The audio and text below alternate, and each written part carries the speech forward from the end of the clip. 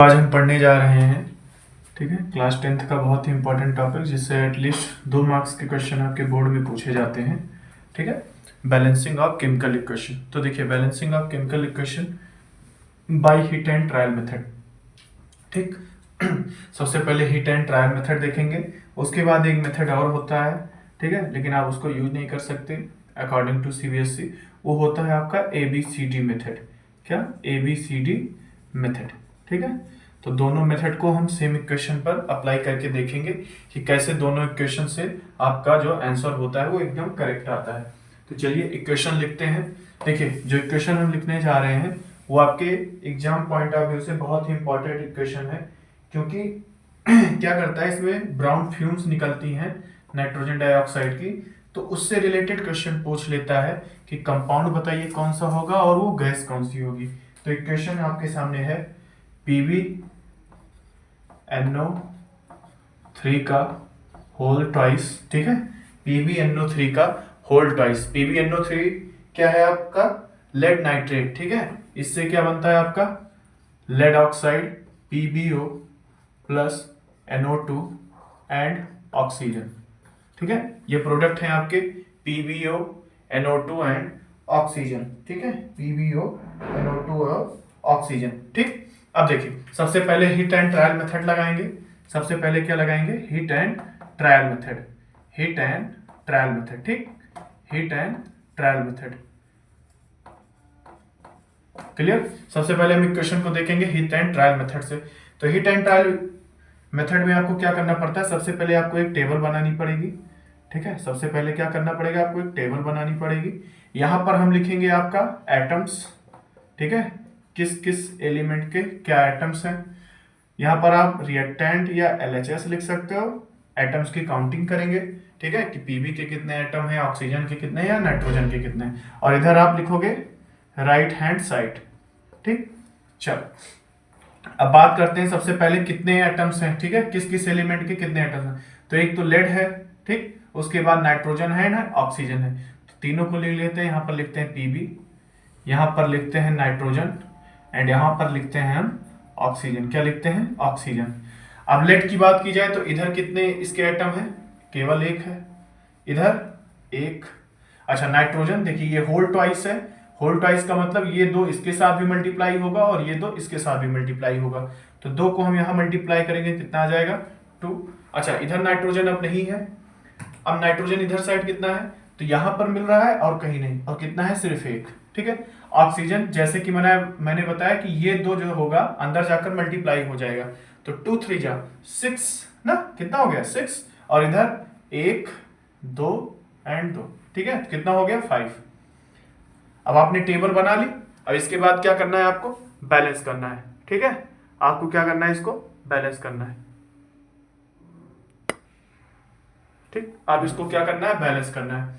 अब देखिए, अब बैलेंस करते हैं तो सबसे पहले ठीक है, अगर आपको ये नहीं पता चल रहा है कहाँ से हम स्टार्टिंग करें, तो सबसे पहले आप ऑक्सीजन के पास जाइए, उसके बाद हाइड्रोजन के पास जाइए। ठीक है, अधिकतर देखिए कोई इसका वो रूल नहीं है, बट आप अपने ये मतलब कि इजी करने के लिए क्वेश्चन को, ठीक है, कहाँ से स्टार्टिंग करें यही नहीं समझ में आता, तो आप सबसे पहले क्या करिए? ऑक्सीजन को बैलेंस करने जाइए। देखिए, यहाँ पर ऑक्सीजन कितने हैं? 6 है। यहाँ पर कितने हैं? 5 है। ठीक है, यहाँ पर 2 2 1। अगर हम इस 1 को, जो ये 1 है, इसको हम 2 कर दें किसी तरीके से, तो ये 6 हो जाएगा। तो हम क्या करते हैं? यहाँ पर 2 से मल्टीप्लाई करते हैं। क्लियर? अब ऑक्सीजन क्या हो गए? आपके 6 बैलेंस हो गए। बट इसकी वजह से क्या हुआ कि ये लेट जो हुआ ये 2 हो गया ना।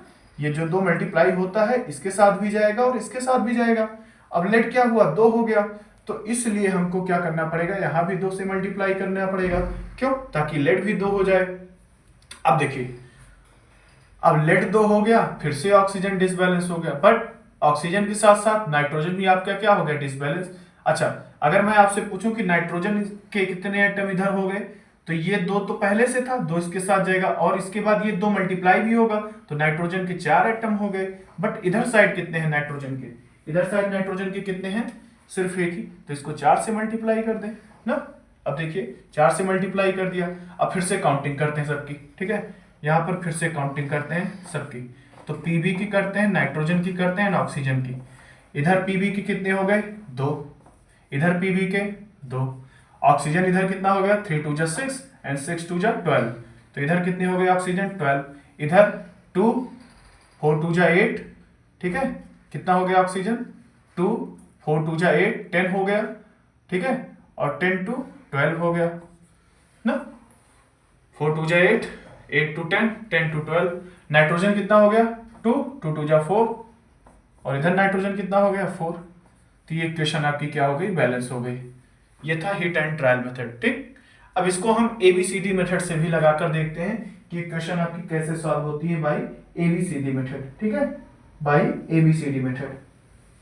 चलिए ठीक, अब एबीसीडी मेथड से इसको हम ट्राई करके देखते हैं, ठीक है।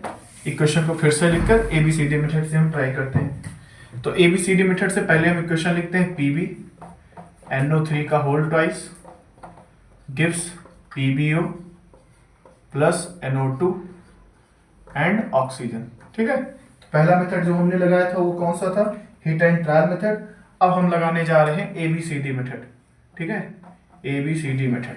तो एबीसीडी मेथड में हम क्या करते हैं, जो आपकी क्वेश्चन लिखी गई है, जितने टर्म्स आपको दिए गए, जैसे मैं इसको एक टर्म कंसीडर करूंगा, इसको दूसरा, इसको तीसरा, इसको चौथा, ठीक है, इसके आगे आपको एबीसीडी लिख देनी है, A B C and D। अब इसको कंपेयर करके आपको क्या करना है, इक्वेशन बनाना, जैसे आप मैथ्स में करते हो। तो सबसे पहले लेंगे पीबी। अब देखिए पीबी कितने एटम्स हैं, एक, तो एक को अगर हम मल्टीप्लाई करें, जैसे आपने 2H2O लिखा जाता था ना, तो क्या करते थे, इसको इससे मल्टीप्लाई, ये इसके साथ जाता था, यहाँ पर 1 कंसीडर। अब सपोज करिए कि यहाँ पर A है, तो हाइड्रोजन के कितने एटम हो गए 2A।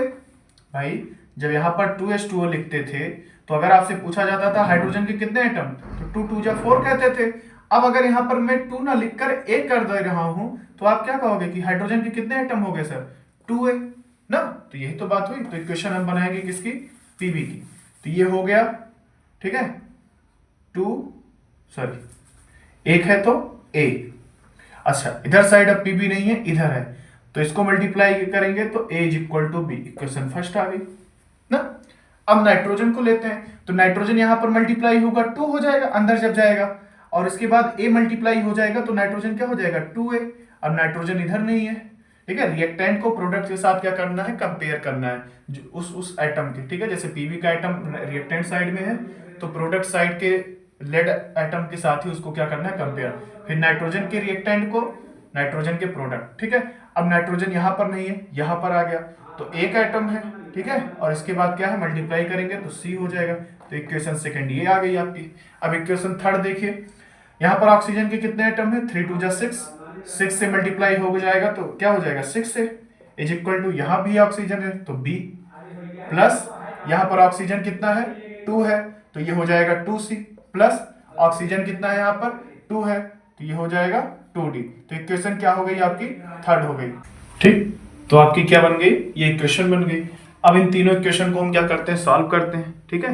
इन इक्वेशन को हम क्या करते हैं, सॉल्व करते हैं, ठीक। तो देखिए, तो सॉल्व करने का क्या मेथड है, सबसे पहला कि जो तीनों इक्वेशन में अगर कोई आपको वेरिएबल कॉमन दिख रहा है, ABCD में से कोई भी कॉमन दिख रहा है, उसको क्या मान लो, 1 मान लो। तो एज्यूम कर लो क्या 1,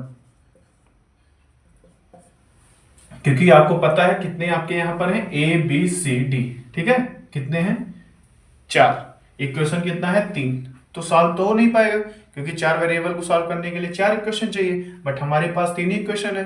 तो हम क्या करेंगे, किसी एक को जो कॉमन होगा सब में, उसको हम 1 मान लेंगे। अब देखिए यहाँ पर A कॉमन है, A कॉमन है, A कॉमन है, तो हम क्या मान लेते हैं, A is equal to 1, A is equal to 1 मान लेंगे। अच्छा अगर A इज इक्वल टू हमने 1 माना, तो B भी क्या आ जाएगा, 1 आ जाएगा पहले इक्वेशन पर पुट करने पर।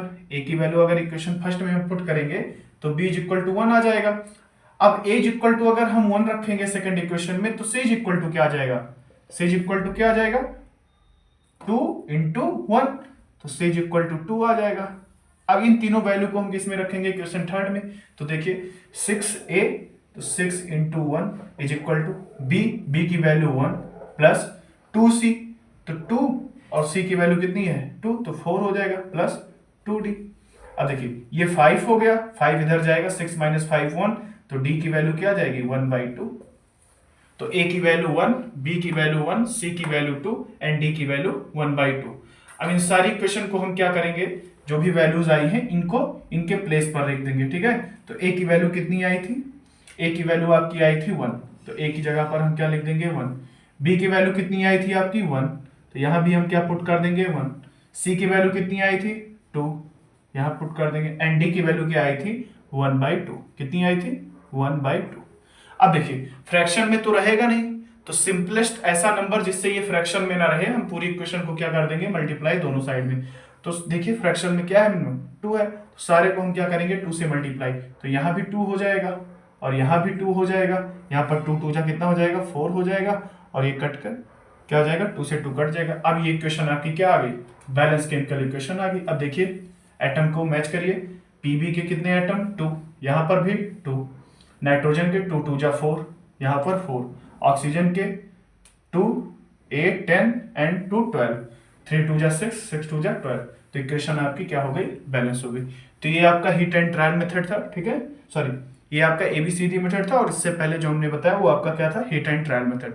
तो दोनों मेथड से आप क्या कर सकते हैं, बट सीबीएसई के अकॉर्डिंग, ठीक है, जो भी आपकी क्लास 10th में ये क्वेश्चन आता है तो आपको हिट एंड ट्रायल मेथड से ही करना पड़ेगा।